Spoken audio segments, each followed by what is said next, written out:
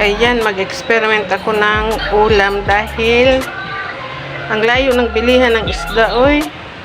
Kaya ito na lang ang gagawin kong ulam. Hindi naman ako pwede sa mga karne. Kaya ito na lang. Magkudkod ng kalabasa.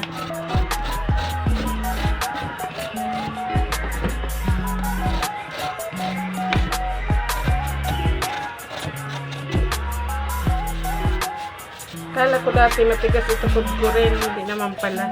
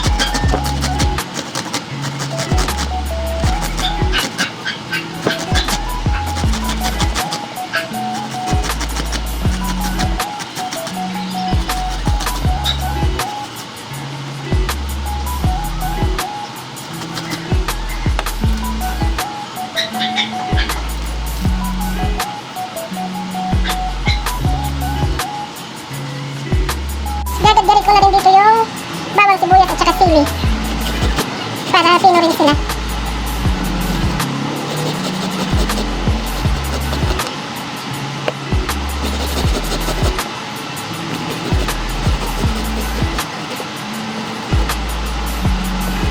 At lagyan natin ng isang sili.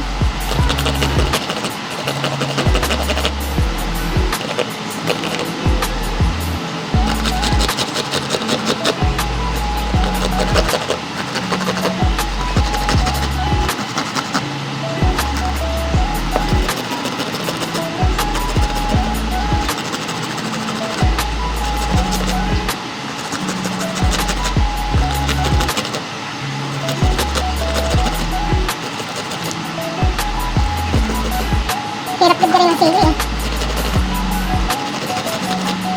Nabibigat eh.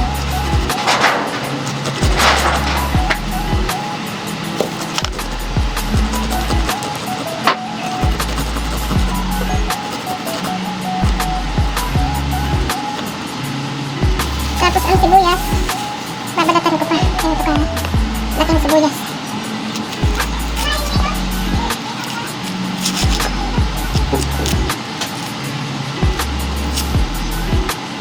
Ayan.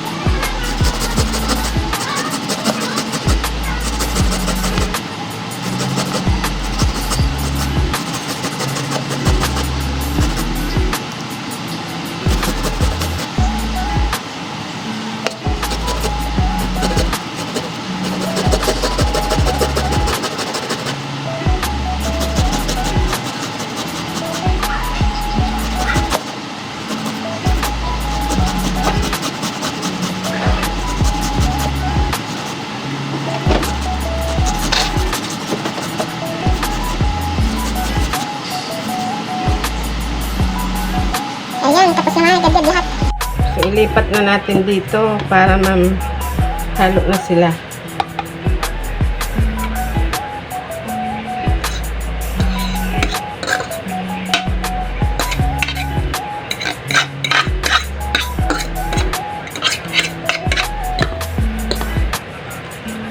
Hugas naman ako ng aking kamay. Sayang kasi ito eh. Ayan.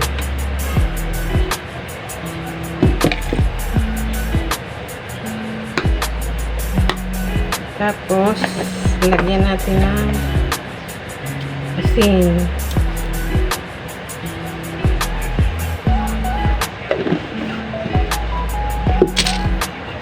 At itlog.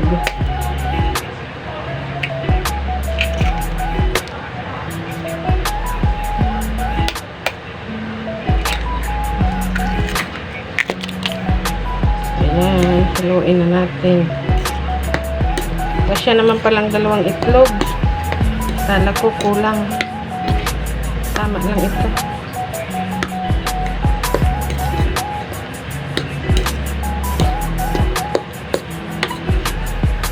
Tama nga ko siya ng magic. Lagyan natin to. Chan. Ay, naka-headset pala. Naubos na pala yung aking magic sarap. So, ito na lang. Kalahating door cubes. Durugin ko na lang. Kamay-kamay na ito. Ako ay nagpugas naman ng kamay. Durugin na lang. Yan.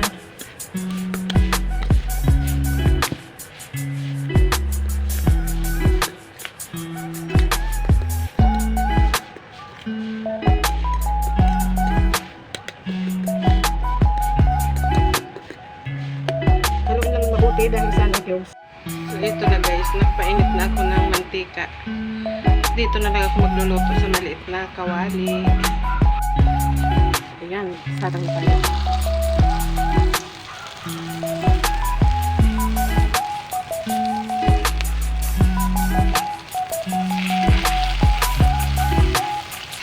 Hirap naman guys magluto pag isang kamay ang gumagana. Ang isang kamay nasa cellphone. Tagaan lang talaga. Ayan.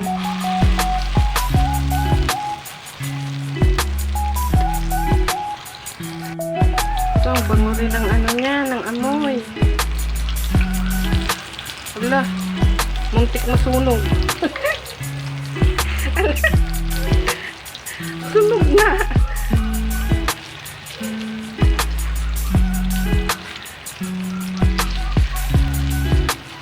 Isa, binaliktad ko na rin. Hindi pa, ayan na. So, ayan, lutuin ko muna. So, ayan, finish ng aking tortang kalabasa, okra. Ayan, napakasarap niyan. Tikman nga natin.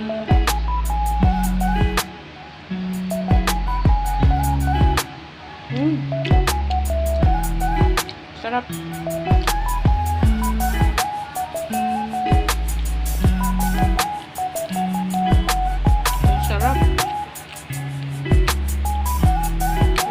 Maraming salamat sa panonood. Sa mga hindi pa po nakapag-subscribe, please subscribe po. Maraming salamat. Thank you po.